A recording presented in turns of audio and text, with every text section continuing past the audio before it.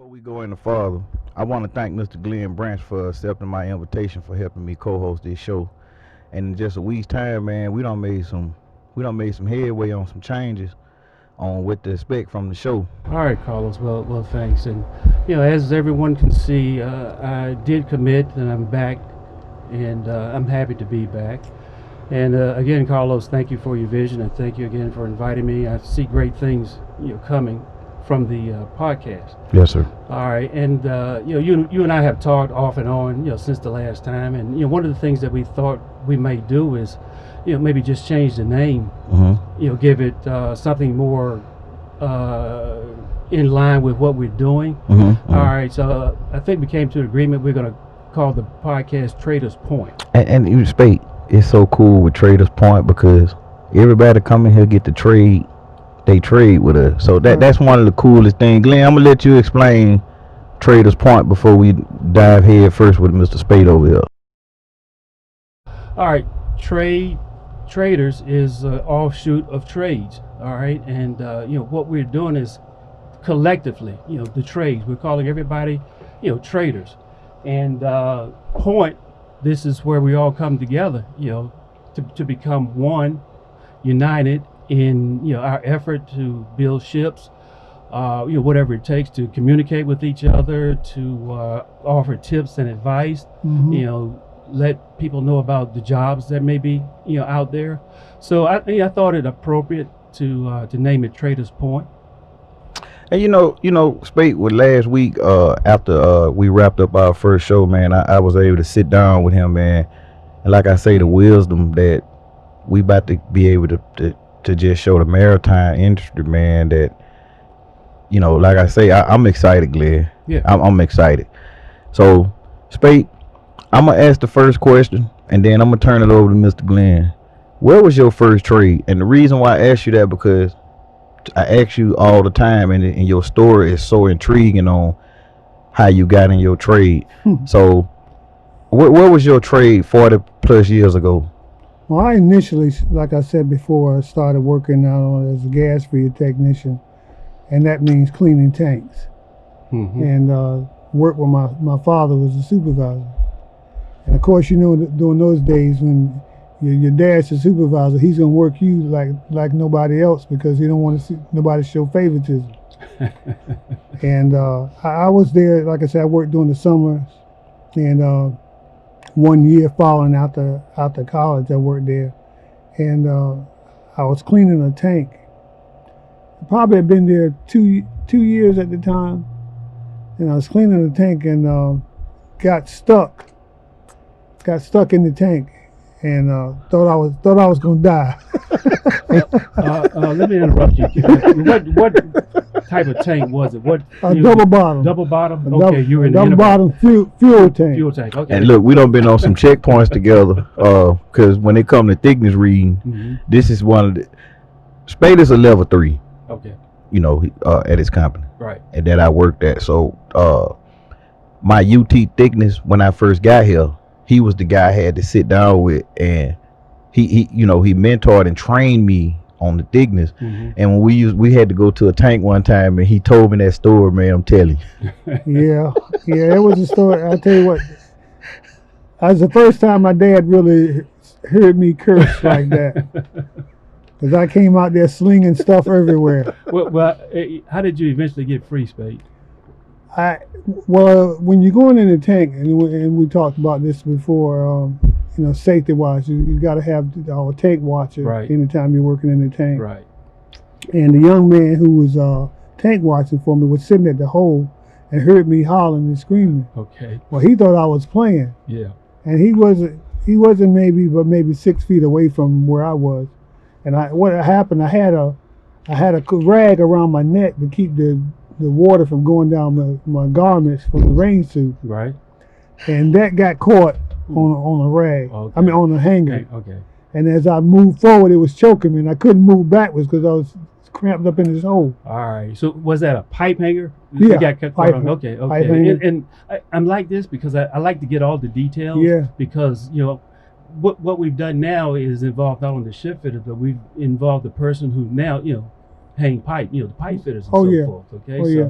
cool. Yeah, and with the fumes from the fuel that was using in the tank, and me trying to get out, it was like I was suffocating. And my tank watch had a knife, and he jumped down with his knife and cut the hanger off. Cut the rag away from around my neck. Yeah. And I can tell you this much: what it have done for safety with Speed. Yeah. I done been all the way on the ship with this guy and missing one earplug. He done made me come all the way out the ship to go get another one. I'm like, Speed, man, come on. But what it did with him with safety, right? It because when it come to safety and stuff people, like that, he own it. People take it for granted. I mean, the main time you think, something's just normal routine is the main time you get relaxed and times for something to happen, the incident happened. Right. And I mean, in the shipyard, it can happen deadly. Right. As the experience as I shared with Carlos about my father, he was a supervisor, but they had a storm one February one year, and at that time we had wooden piers, and they had barges that would pull up to the side of the ship, and they would store the oil off the barges, off the ships onto the barges. So they was tying up this barge this day in February, and up to this pier where the slats had been torn out from a storm, and it was a section probably about as wide as this table that the storm had tore the boards out. So the barge was on one side, tugboat on the other side. Tugboat pushes the barge in place, and then you dismantle the lines. And my dad sent some of the crew ahead to go and get some boards to put across the plank here. Well, meanwhile, they threw him and cast him a line to tie off the barge. And as they threw the line, evidently, he fell into the water. Wow. Yeah. And the guy who threw the line went back on the other side to untie the barge and came back, and he was gone. So if for hours of time, again being aware, nobody knew where he was. And I got a phone call and I seen him that day at work, and I got a phone call probably about 8:30 at night. Want to know if I had talked to my dad. Yeah. They say, well, his car's in the lot, but we can't seem to find him. We don't know if he had called you or no. So it's just one of those things, and that's what I tell people. Make somebody know awareness of where you are at all times. Somebody should know. Exactly. I'm gonna speak on this. We last week, me and my guy, we was talking about the 712s. And that's what you was big on us about when we was working 712s, 512s on the crack out. Was always be aware let somebody know where you at. Yeah. Don't go trying to die check anything by yourself, because like he say, if something happen and don't nobody know you in that tank, you won't get found probably until somebody have to go in there. So yeah, Spade, that story about your father, man, I think that's what me and you really start getting close, because like I say, I lost my dad, and so I'm always sorry to hear that, Spade, but safety, man. When something tragic, is a totally different situation that they had to deal with when something tragic that happens in the shipyard, but there's been other incidents, fatalities, not just from carelessness, just to the act of nature itself. Right. Well, Spade, let me ask you this about, like I say, the company you work for, and I think you touched on it last week, Glenn, about the just the amount of work up here. Spade, have it been like that? Because I know I've been here for 2 years. Have this place been overwhelming with work? Well, what happened was when the commercial side died down. Once the contractors, the private shipyards stopped bidding on commercial work, and commercial work started going overseas, then the government picked up on the repair. So it's and they had multitasking MISMO contracts where the ships was going to the same yards all the time. Right. But now, but it's just so much work out there, and as we talked about, and one of the reasons why we here sitting here today is to try to encourage the younger workforce to come into the trades, because it's just not enough people, going in that route to the shipyards, and even with the apprenticeships that they're trying to encourage, going to high schools now to try to encourage the young people. Right. And one of the ideas that Carlos had was, I said, Carlos, well, how are we going to reach? And Carlos said, well, Mr. Glenn, believe it or not, there are a tremendous amount of young folks out there that are online all the time, and they come by our podcast, or they get hooked on our podcast. We could be of great benefit to them. That's why we want to have people on such as yourself, and we talked about safety a little while back, and Carlos, you and I had talked about having a safety inspector on. So that's one of the things that we plan to do. I'm gonna say this for a person to, especially a contractor, to remain at a facility for 2 years as myself at this place. Not only was when I first got here, it was the first place, but just top tier. It's in line at this place, man. We can't call the name yet, but the place, they, from the QA department, the documentation, the NDT department, they got 2 level 3s there, which is one sitting right here that's gonna assure all the inspectors certified. Like, when you hire on at this place, you better not leave that. You better not walk out that door until you certified. Right. You better not even go on the ship. So I have to say, Spate, that place got his stuff in the row, and I would advise anybody who call me, go work over there. It's a good place to work. Well, and what Glenn was just talking about, the young people right now. Just here recently, my stepson, he came to work in the ship. I mean, he's very talented tech wise. But I mean, you know how some of these guys can pick up. I mean, he go to the Apple store with the cell phones and show them how to put program their phones. Gotcha. But he just couldn't seem to land a job. Every time something would happen, to get laid off back and forth here and there. Right. And of course, I've been married to his mom 20-some years, and he's been there the whole time. So finally, he called me and asked me was there, I knew anybody had an opening over in the shipyard. I said, well, let me check and see. So I talked to one of my partners, and sure enough, they had a whole opening for a helper. And it's so encouraging that since he came on as a helper, that everybody seems to think that, I mean, he's got the knack to, matter of fact, he's interviewed for the apprenticeship a couple days ago. Yeah. Now, speaking of apprenticeship, this is a repair yard. This ain't new construction, a new build. They have an apprenticeship at a repair yard. And I also tell kids that too, like, you really can pick your career if you want to go to new build or repair. Me personally, I love repair because especially in commercial, because it's always changing. And Glenn, you spoke on last week, and I want you to touch on that too. Was your time in, whether you prefer repair or new build? I would love to get you and you and Spate take on that.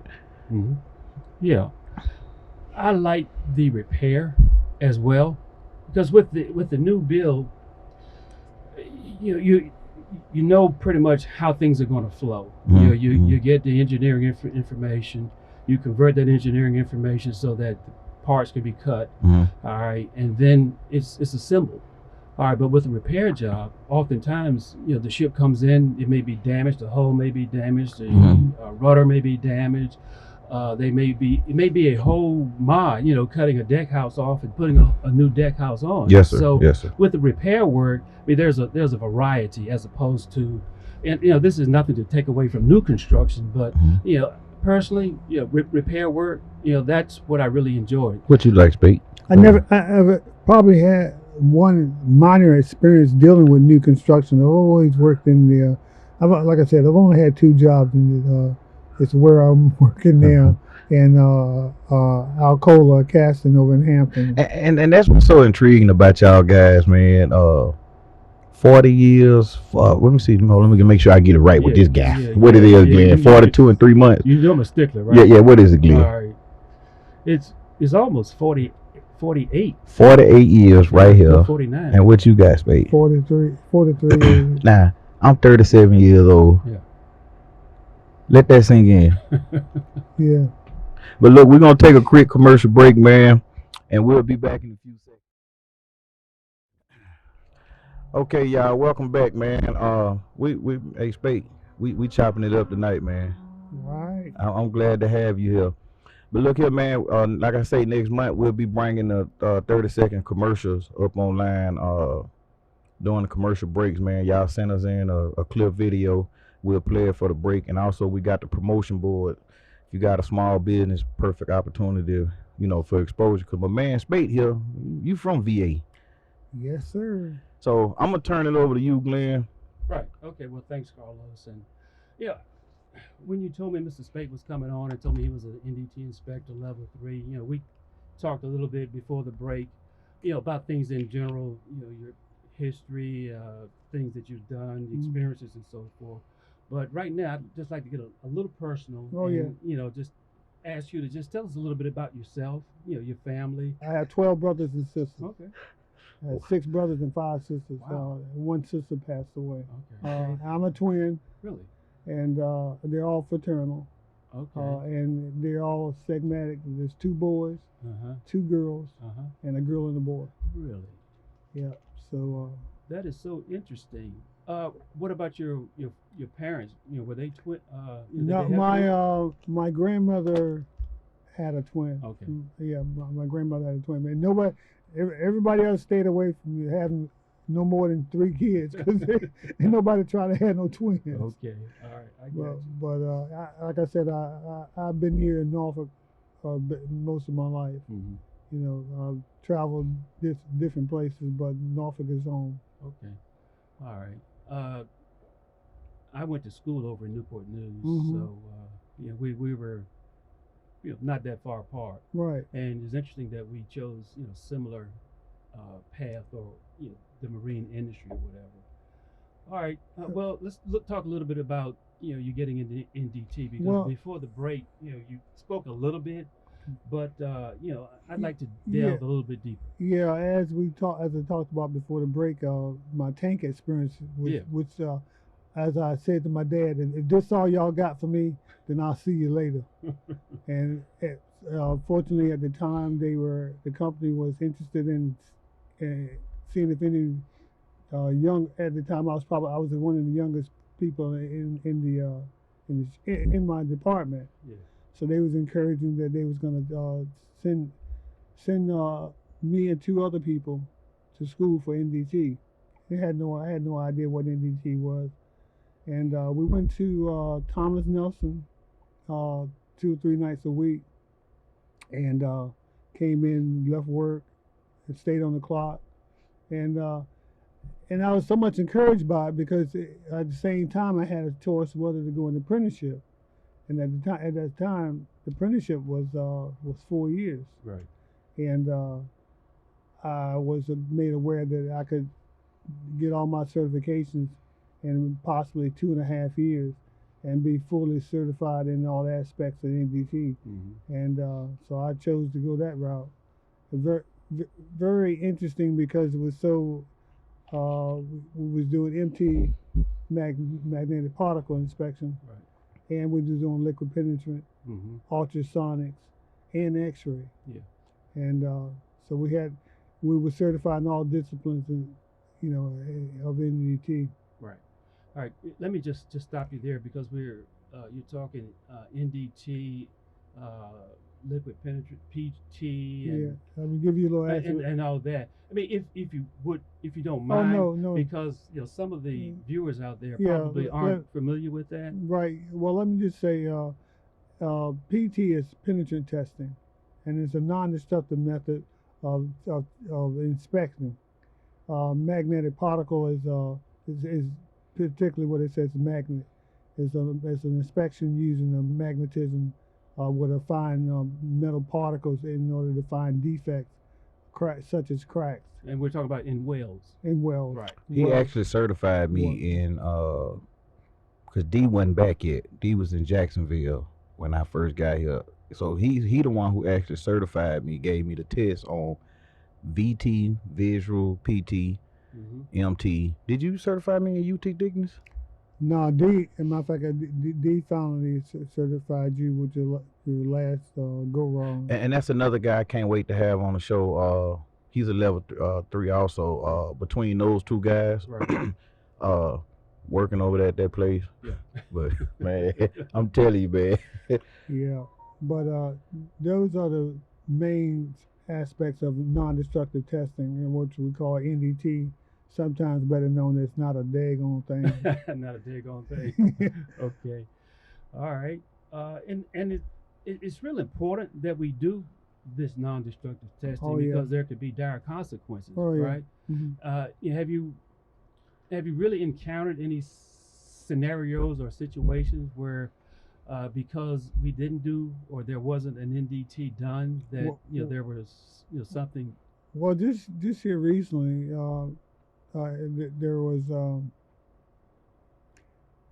the main thing that people talk about is the I can't think of the name of the submarine where The Thrasher. The Thrasher. Scorpion or the Thrasher. The Thrasher. Right. Where NDT failed. They failed to do proper NDT, which caused the lives of so many people. But you can just imagine in these hulls of the ships, if they're not welded and inspected properly, what the dire consequences are. Right. And you know what? We spoke on documentation earlier, and it's come back full circle. Right. With documentation. And as an inspector, you get irritable when I don't spend the West Spate an entire day of doing one report, because it has to be to the T, right. The documentation, because like you say, you turn some in and some wrong. And so when they come back and look, there's a paper trail. Right. What happens when a well doesn't pass? Let's say you're doing an MT on a well.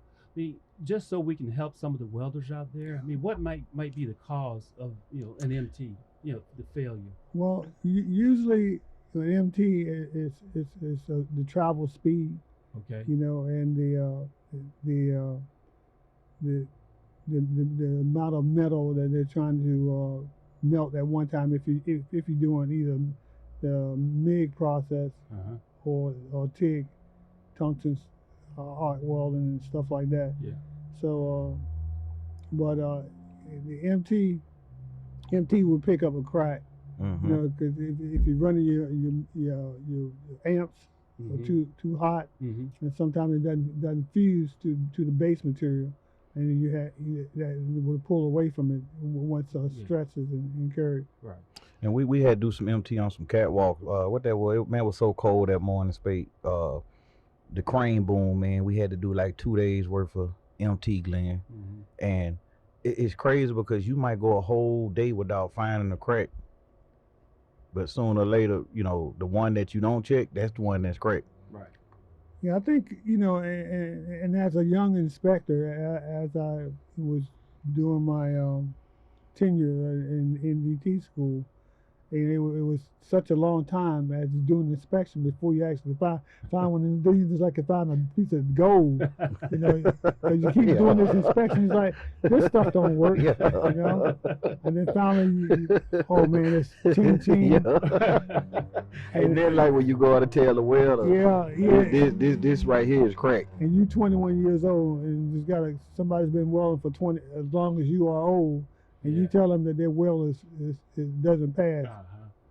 Yeah, I'm pretty sure that didn't go over too well. Yeah, that's the point I was going to make. Wow. What aspect of NDT gives you the most satisfaction? It's funny you asked that. And it's the one that most people just take so much for granted, and that's visual. Yeah. I mean, because that's the initial first part. Right. And if you can get that right, you may have a chance of passing the other one. Okay. And but visual, I think and most of the time I tell them, if it looks bad, most of the time it is bad. And the well doesn't have to meet a pretty in order to be satisfactory to pass the test that's applied. Right. Don't have to be pretty, but 9 times out of 10, if somebody welder takes his time and prep his work and really take pride in what they're doing, then you usually have a satisfactory VT. So that crack out, crack out is just so freaking hard, man. Like, What is that, Carl? it's crack alterations. I'm not an expert, and when I first got here 2 years ago, that was my first time in my entire career Yeah. dealing with crack out. Let me expand a little bit on that. The crack out is these aluminum ships, Okay. the CGs, which is they built that way for speed. But of course, you got a steel up to deck, Right. and then above the O1 level is aluminum, and so that flexibility in the ships, going back, something's got to give somewhere. Right. That steel and aluminum is not meant to go together, and Right.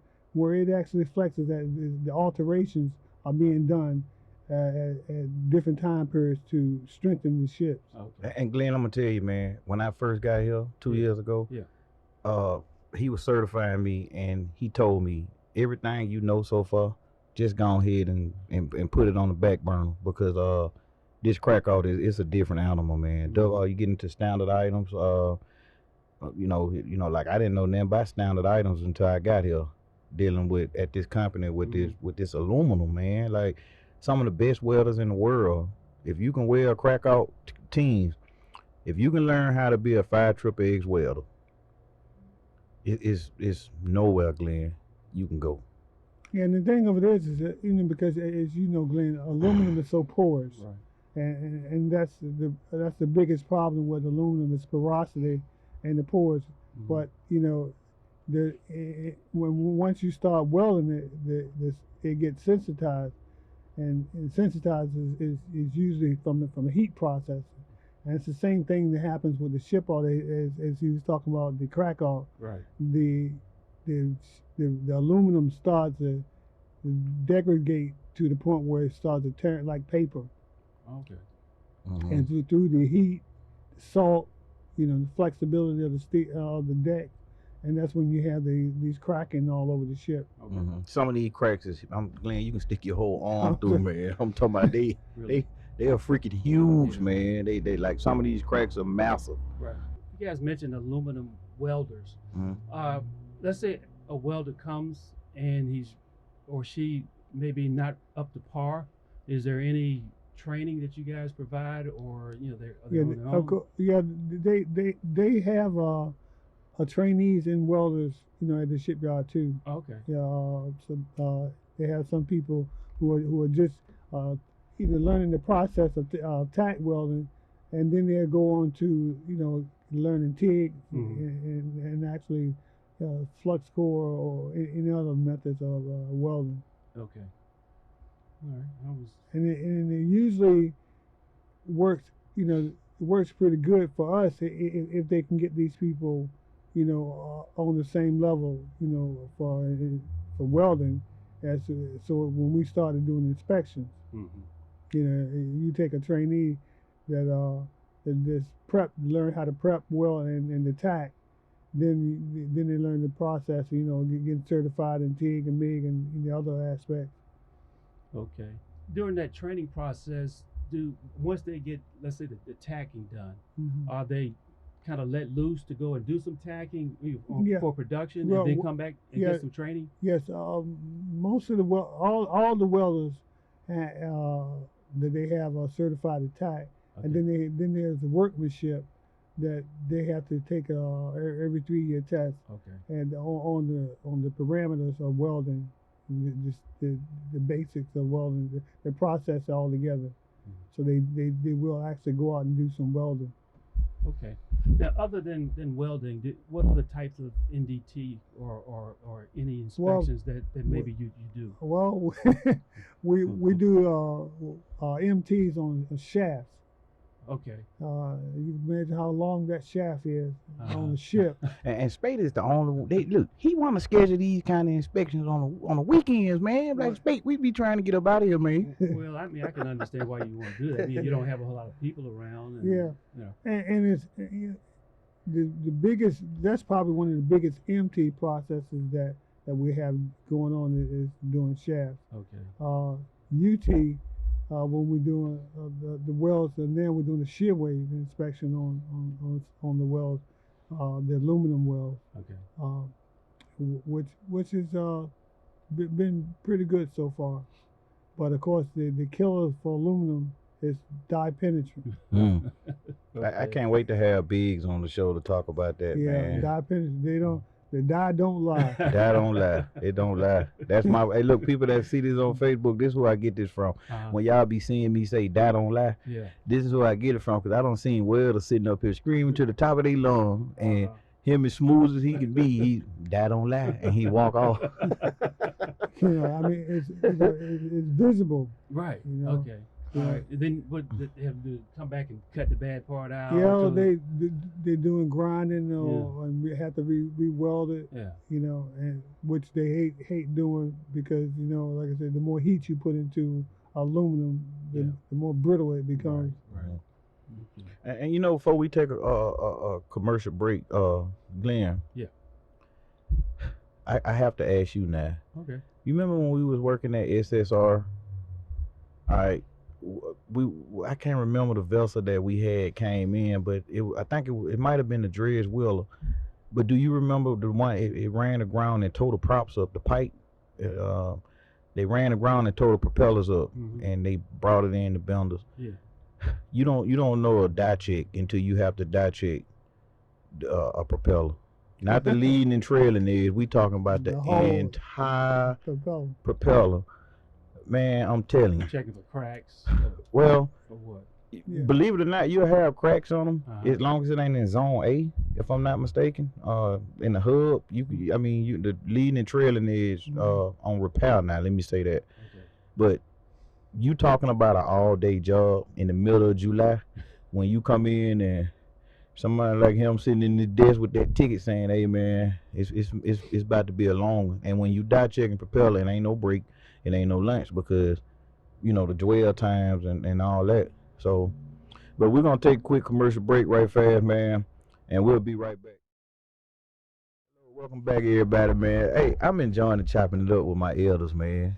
Y'all two will never understand the information I'm getting from you guys and really storing it. I'm learning too. But we got a real interesting guest, and Spate, when I got here 2 years ago, it was in a bad part of my life, you know that. This guy gave me a jacket. When I first got here, I never forget. All I had was some black polo pants, one suitcase full of clothes, some tennis shoes, and an Alabama sweats jacket. That was it. Well, they told us to be to work at my first day be at the gate at 7. I didn't have a vehicle, so I got an Uber up there at 5:30. Mind you, it had just snowed. It was what? I think it was probably 8 degrees up here. So I had to sit outside the pass office until they opened. And he had interviewed me in Alabama because BAE closed down there, and my manager, referred me up here.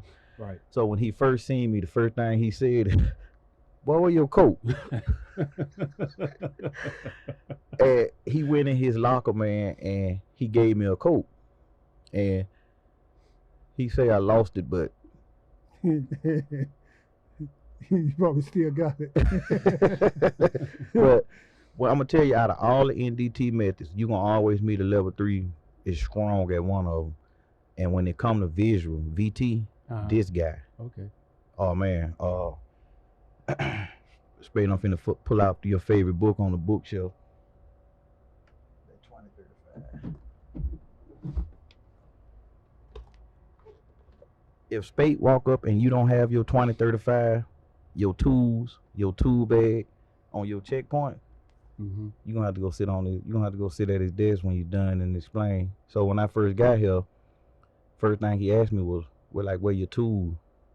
So I went to I think it was Harbor Freight, bought all my tools, came back. Which were what, Carlos? Oh, what man. types of tools do you need? Spate said if it looked like it can be inspected, we'd get it. So I came back with all kind of tools. Look, I came back with tape measures. I came back with dial calipers, and man, I'm telling you, I could have went out and inspected a rocket ship by the time we were done. But like I said, his visual, far as But you know what really gets me when we talk about visual, and is with most people, is one of the hardest things for them to be able to capture, and that's using a 6-inch scale. 6-inch scale. Yeah, What? Really? if you wouldn't believe, you would be You'd be surprised. You would be At surprised. people, I mean, that don't know how to read a scale. Okay. Yeah, I mean, these be- 20-year guys. I mean, you know, and I guess because we use scales in a smaller measurements, you know, when we inspect them, Right. as opposed to, you know, if you ship fitting, I mean, you got 42 feet or something to lay out, Right. as opposed to we're looking at 30 seconds and 64s. Yeah.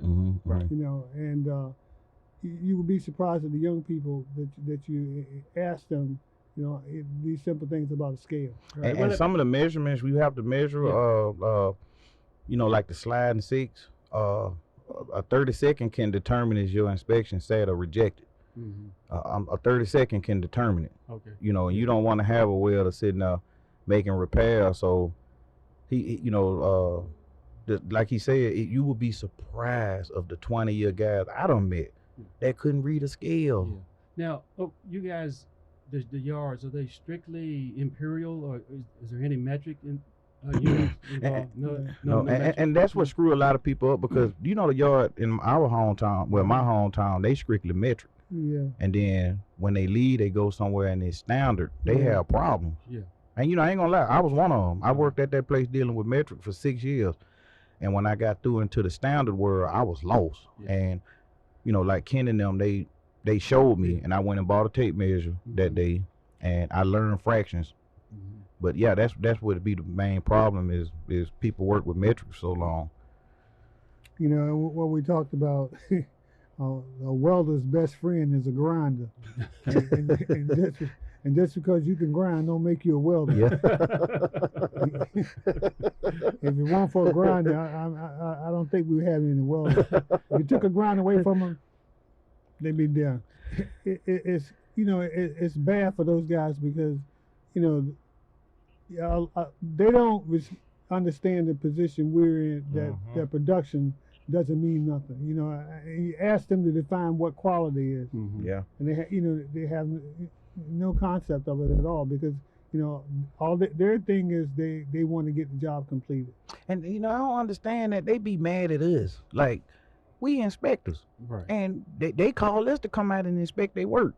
But then when we get there and it's unset, they be mad at us. Upset with you. Yeah. And most of the time, other than visual, you know, a dye penetrant inspection that causes their weld to be rejected, they don't know. They can't tell that until we do the process. Sure. So that, you know, but they don't understand that like I said, the dye don't lie. And you know, I done had welders, and I done had to like, look here, man. You know, cause some places I don't work, you only allow 2 busts out a year. You know, like Two what? 2 busts. Like if 2 Fails. rejection Fails. fails. Yeah, Okay. we call them busts in, you know, different worlds, but Right. you only allow 2 in a year or 3. You start getting on that them pipelines, that stencil, that dealing with like high pressure pipe. Right. You know, so you'll have welders I used to watch them. They used to be standing over guys. Like, man, if I get one more unset on, you know, I'm in trouble. I'm like, look here, man, I'm just here to make sure that it's passed, you know, and that's one of the hardest things I ever had to deal with in my career, Spade, is turning in a welder, because you can be, you know, this is a small world, we buddies, but then when you find something wrong and you have to turn in a report stating that weld was faulty, it puts you in a bad spot. So you have to learn to leave. I had to learn years ago to leave. Friends is friends, business is business. Look, let me give you an example of that same thing. You know, you talk about, I remember being disciplined on a job one time due to pressure to meet deadlines. Mm-hmm. And you know, they get in the process of doing all these welding, and then all of a sudden, because they can't perform one particular test, to verify soundness. They want to allude to doing NDT, Okay. and which is not necessarily the best type of inspection for those results. Right.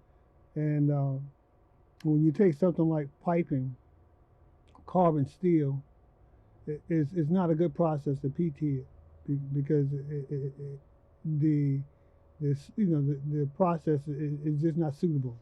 You're gonna have indications, and the more indications, the more it's gonna reject. And particularly this time, they, like I said, they're trying to meet a deadline, and I came in and taken over for another inspector, and my question to him was these wells inspected? And he said, yeah, they was inspected, and I would trust him just like I would if any other inspector told me. So he left, didn't sign his paperwork.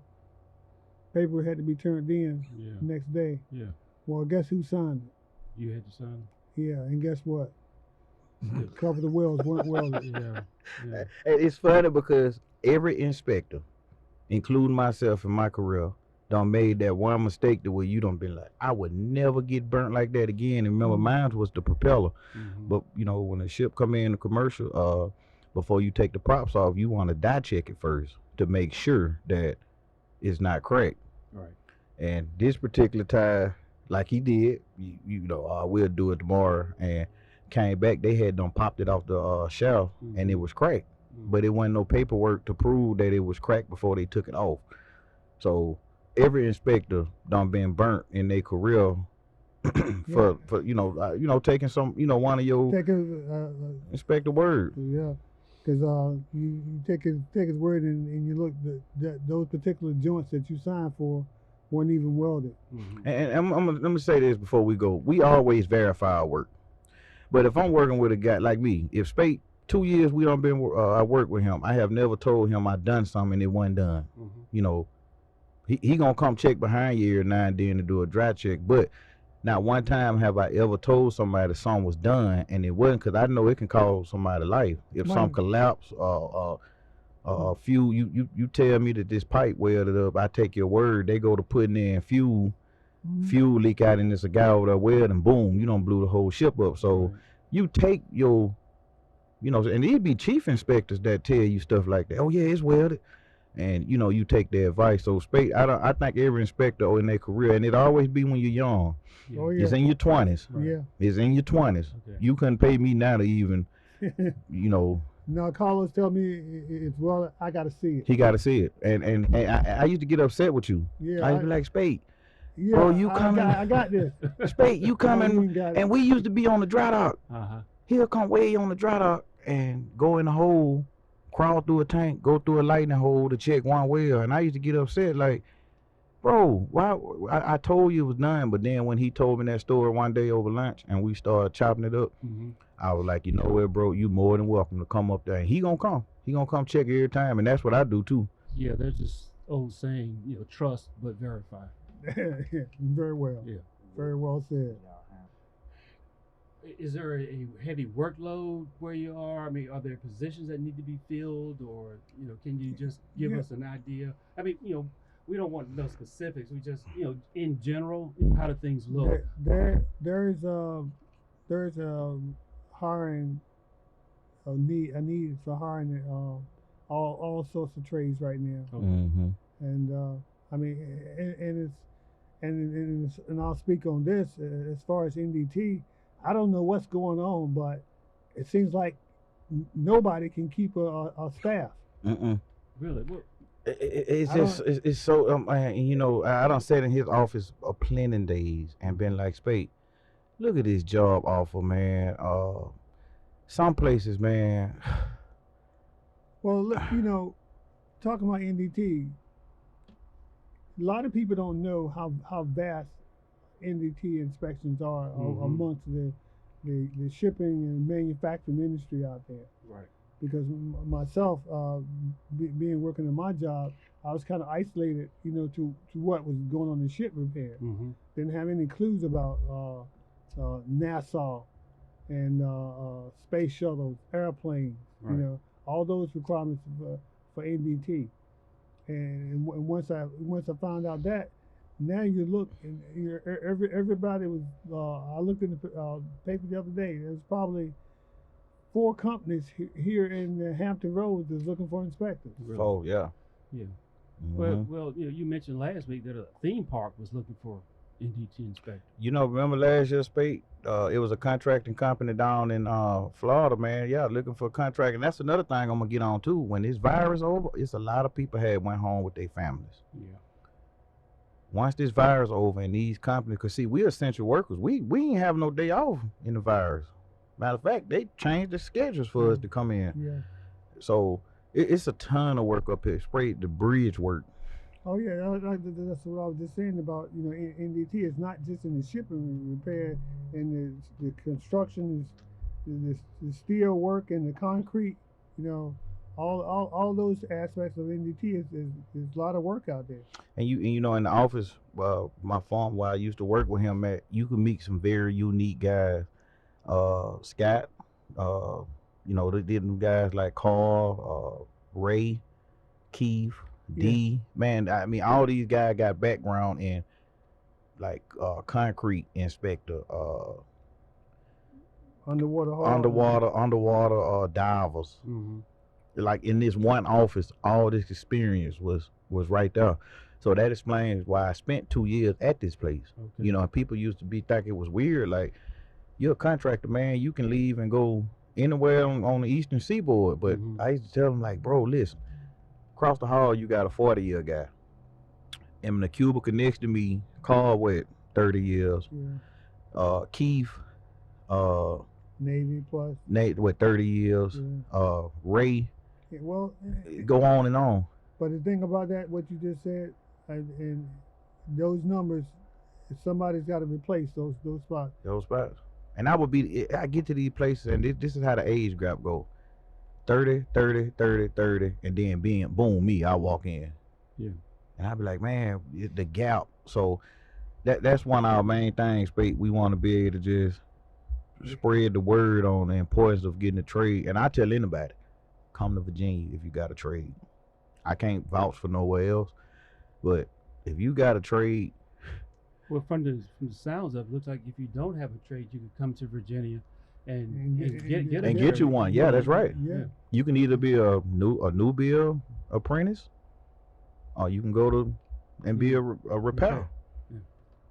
All right. Well, So we're gonna take one more last break, and we'll be back, man, and we're gonna get ready and wrap it up. All right, man. Welcome back, man. We about to get ready and wrap it up, and I just want to tell y'all guys, man, again, Spade, I will say this. You always have a seat at this table anytime you feel the need to come spread the word about trade, whatever your job may need. You always have a seat at this table. Not just because you're my mentor, because I want, my kids I'm mentoring, they always ask me, where do I get this game from? This is where I get it from. Well, Carlos, I'd be glad to do that on one condition. What's that, Spade? That you don't wear them shirts no more. Hey, look here, y'all. Look, and if you're going to wear those shirts, learn how to button them up. Hey, look. I used to wear them in the office just Spade. Spade, what about his eyes? Yeah. I mean, the sun, the camera lights are so bright. Is the future that bright? You got to wear shades. You wouldn't believe this, but these the work shirts I used to wear to work. Hey, look, man, these work shirts comfortable, Spade. Yeah, Carlos, but you won't be able to wear them long. I mean, you can be in the water. Warm out. Yeah. Hey, look. I don't know. They must shrink when you wash them or something. I don't know. I went to Walmart, and people in my hometown can vouch for this. These are all the shirts I wear. I go to Walmart and clear out the rack, man, like buy probably 15, 20 shirts. And then, I wear them to work. 'Cause, in the office before we do checkpoints, you be casual. And then when we go on the ships, we put on coveralls. Right. So I used to be in there dressed like this. Spade, you think you buying me advice? Yeah. Panama Jack somebody. Wow. Spade, do you have anything you want to leave with the audience? Any closing remarks or any words of wisdom? Yeah, the main thing that I can say is that is take advantage of all these opportunities.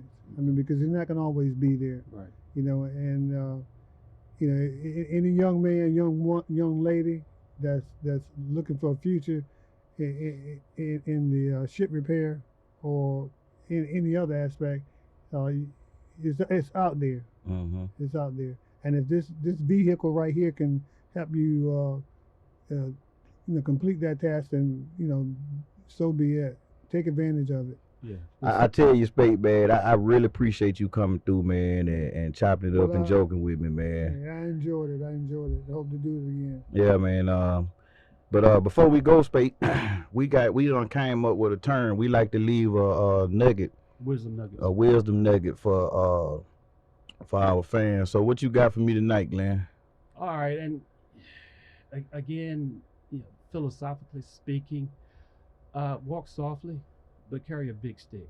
And when I say that, I mean you don't have to be boisterous, make a whole lot of noise, but have something in your back pocket. Have something behind you, some knowledge, some wisdom that will carry you through. Okay. What you got for us, Spade? What wisdom nugget you got? Well, I guess the only thing is tomorrow is not promised. Take advantage of all opportunities today. Mm-hmm.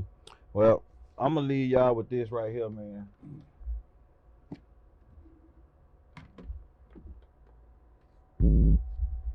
SMAW, sheared metal arc welder. FCAW, flux core arc welder. GTAW, gas tungsten arc welding, and SAW, submerged arc welding. Spade, do I got it right? You got it right. I got it right, Spade. Yes, sir. Hey, look, hey, but nah, man, I appreciate y'all this week, man. And like I say, this thing gonna get better every week. Yeah, one of the things we would like for you guys to do is give us some feedback, whether it's positive, negative, or neutral or whatever, because we want to know how we're doing, how we can improve, and some of the things that topics, ideas, areas that you would like for us to explore. And we don't mind looking into it, doing the research, and bringing that information to you. But we got to know what's on your mind. And the main thing we really want is for one parent to go wake their son or their daughter and say, hey, listen to these guys. Through this all, we have made a very good career with our trade. Spade, I know the 2 years I was with you, I don't watch graduations, parties, just family just took care of with this trade, and watching you pass it down to me and the young guys in the office, that's what I'm trying to do to the younger generation. And gotta get something back. Get something back, man. Yeah. So I appreciate y'all guys coming into my shed and giving it back. But I appreciate everybody from coming. Like I say, Spade, this floor is all that you always got to see at this table if you want to come help spread the word. And like I say, Glenn, before we go, you ain't gonna speak on the production company? Just a little. Deja Productions is the name of my production company, and been doing video work for, I guess, since the 90s. And we'll speak more to it as the weeks go on or whatever. But like I said, right now we're trying to push what it is that we're pushing now. But yeah, we have the capabilities to do video. One of the long-term goals, I have a partner, another venture or vision that I'm looking at, and this young man has written several plays, and we're looking at converting them to screenplays and actually producing some short stories. That's gonna be dope. Yeah. That's gonna be dope. Yeah. Well, that's it, man. I guess I'll see y'all next Friday. Hey, before you go, man, tell my people over at the yard, man, especially Miss Andrea and Ed Exel, man. I really want to get up and we'll see them, man. With my partners over there too, man. And tell D I'm looking forward to seeing him come on here. He was actually supposed to come last week, but the malfunction we had, so we look forward to having him on the show. Yeah, I'll be sure to tell him I had a great time with you guys when I talk to him. Yeah, man. But other than that, man, thank y'all for listening, man, and we'll see y'all next Friday.